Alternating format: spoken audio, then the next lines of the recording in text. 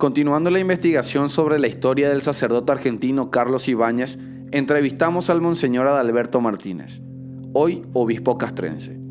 En el año 2004 era obispo de San Lorenzo, ciudad donde Ibáñez realiza sus primeros oficios religiosos en Paraguay. Bueno, la historia es que él estuvo por Paraguay mucho antes. Sí. Y él llegó un día a hablar conmigo y me dijo de su situación, que era sacerdote, que vivía con su mamá. Y a raíz de eso, el obispo suyo en ese momento, que se llama Roberto Rodríguez, ¿Obispo de dónde? pidió hablar conmigo, de Villa María. De Villa María. Sí. Se suma a la historia un nuevo actor, Monseñor Roberto Rodríguez, obispo de Villa María, Córdoba, donde Ibáñez fuera suspendido ad divinis por las denuncias de 10 menores por supuesto abuso sexual. En el 2004, Rodríguez intercede ante el obispo de San Lorenzo a favor de Ibáñez, lo que estaría suponiendo la protección de algunos referentes de la Iglesia argentina. Era su obispo en aquel entonces, yo estoy hablando del año aproximadamente 2004. Hablando con Monseñor Rodríguez, él estaba al tanto. El obispo argentino Roberto Rodríguez sugiere ayudar al cura Carlos Ibáñez, dando un informe verbal sobre su situación legal en donde no especifica los datos verdaderos de su condición ante la iglesia de su país.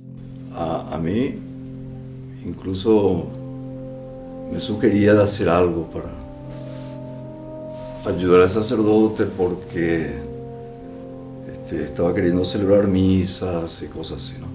Con todas las denuncias en su contra y con una suspensión todavía vigente, llamativamente, Monseñor Roberto Rodríguez, obispo argentino, había pedido a su par de San Lorenzo que permitiera a Ibáñez realizar oficios religiosos propios de un sacerdote sin sus antecedentes. Sí, porque normalmente nosotros pedimos informes, ¿no? Claro. A los obispos, o sea, cualquier sacerdote que venga a querer trabajar con nosotros Tiene que traer un informe. ¿Y por qué dijo Valenzuela que nunca pide ni fue una inocentada?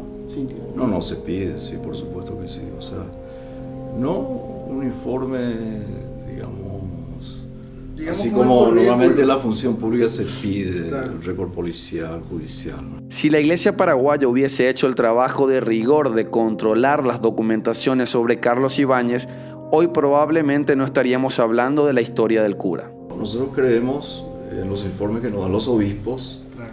A veces lo hacen por escrito, a veces lo hacen oralmente, pero en este caso lo único que él pedía es que el padre Ibáñez pudiera celebrar alguna misa en algún lugar.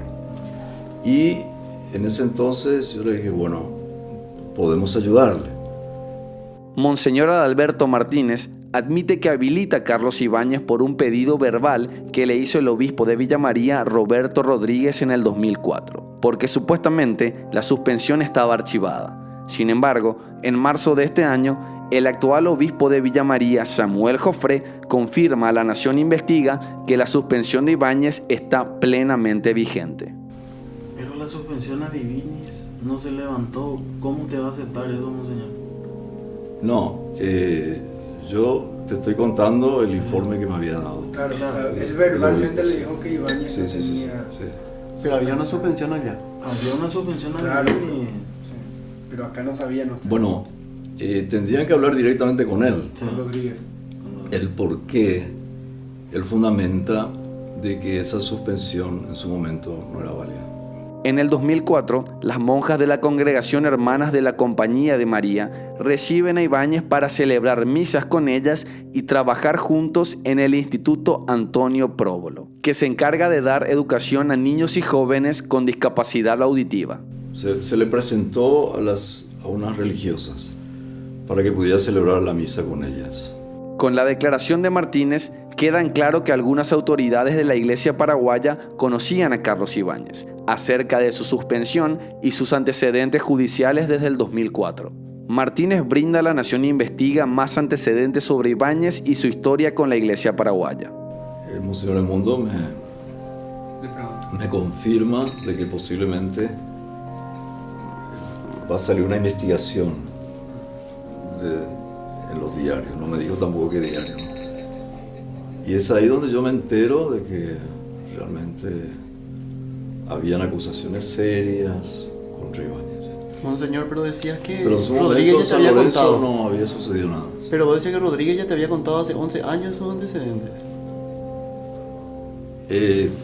Algún antecedente me contó. ¿Qué te ¿verdad? contó Que yo Rodríguez? no- ¿Qué te dijo exactamente, monseñor? no puedo hacer memoria, digamos, de lo que había sucedido y por qué se le había hecho una especie de amonestación en su momento, ¿no?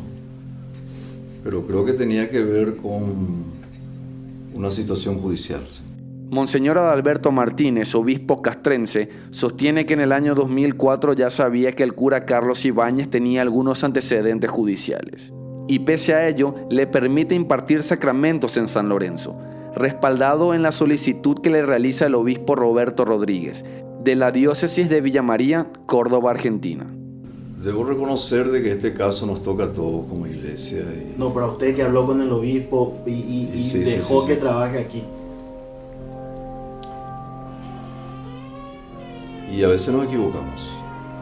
Ahora viendo, a lo mejor retrospectivamente, es cierto que es un aprendizaje, ¿no? O sea, yo creo que el reconocer ciertas equivocaciones también implica aprendizaje. Y siempre estamos en eso. Con estos datos, se asume que una parte de la iglesia sabía la historia de Carlos Ibáñez, por lo menos 12 años antes de la publicación de esta investigación. Esto es solo el inicio de los nuevos datos que La Nación Investiga seguirá compartiendo con ustedes. Ese fue lo que se nos dijo a nosotros que le digamos a la gente.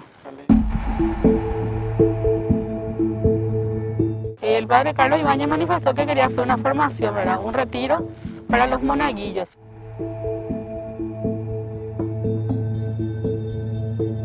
Incluyéndome, yo como parte del grupo, el padre manifiesta que iría él solo con los monaguillos.